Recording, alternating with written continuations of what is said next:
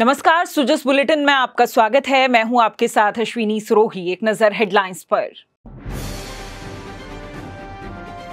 लोकसभा चुनाव में 64 करोड़ से ज्यादा मतदाताओं ने निभाई भागीदारी। चुनाव आयोग ने महिला मतदाताओं की विशेष तौर पर की सराहना। 2024 के चुनाव में मुस्तैद रहे 68,000 से ज्यादा निगरानी दल।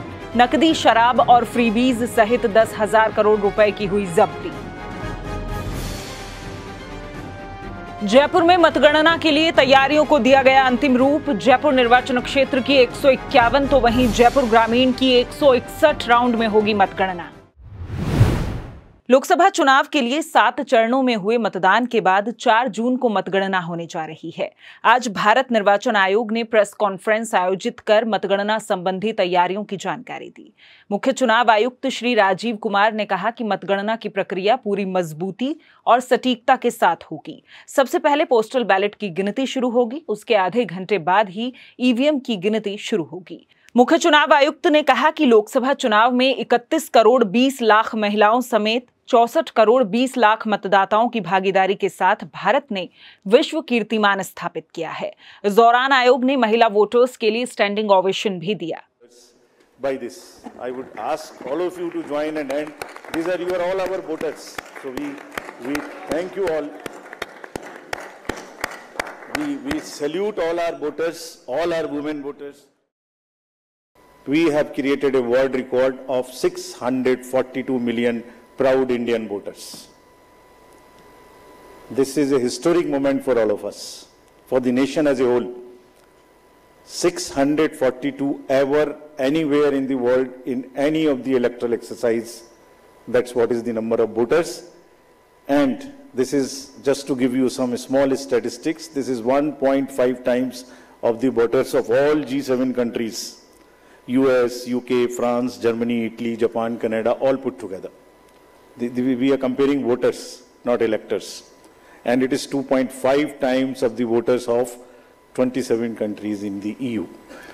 That has been the incredible power of the voters of India. There are 312 million proud women voters. This is also the highest ever in the world. It is larger than the 2019 elections, both the total and the women voters. So this we feel is the moment that we must cherish.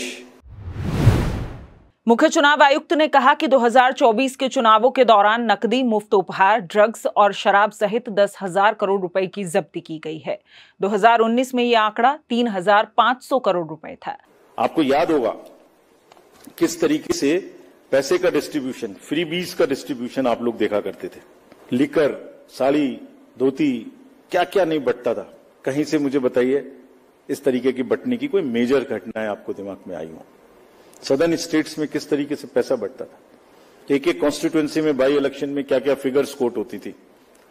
10,000 crore and we want to thank everybody. This is all because a gain of 2.5 years constant work.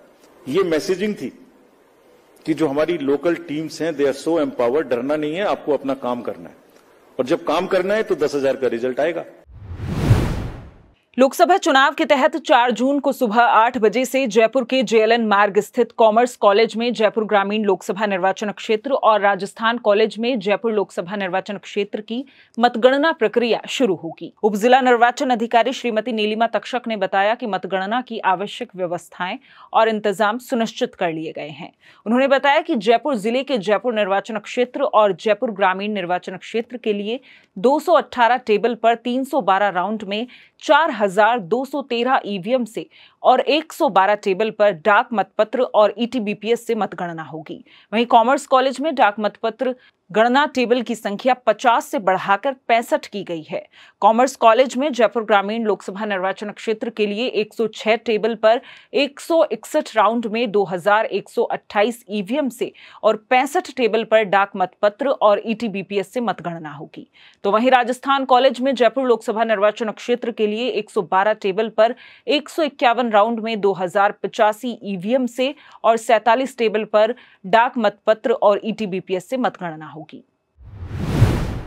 उधर श्रीगंगानगर जिला collector Shri लोक बंधु ने रविवार को शिवपुर और खका head पहुंचकर गंग नहर प्रणाली का औचक निरीक्षण किया। इस दौरान गंग नहर में दूषित पानी की आवक रोकने के लिए जल संसाधन विभाग को लगातार मॉनिटरिंग करने और विभिन्न स्थानों से पानी के सैंपल लेकर रिपोर्ट से अवगत करवाने के निर्देश दिए गए। इस दौरान जिला कलेक्टर ने गंग नहर में मृत मुर्गियां मिलने की घटना के संबंध में फाजिल्का जिला कलेक्टर से बात कर पिछले दिनों लिखे गए पत्र पर हुई कार्रवाई की जानकारी ली। जिला कलेक्टर ने जल संसाधन विभाग को इस संबंध में पंजाब के अधिकारियों से संपर्क कर गंग नहर में आने वाले अपशिष्ट पर रोक लगाने के निर्देश दिए। साथ ही पानी चोरी रोकने के लिए भी लगातार गश्त कार्रवाई जारी रखने की बात कही। सुजस बुलेटिन में फिलहाल इतना ही, फिर होगी आपसे मुलाकात, तब तक के लिए नमस्कार।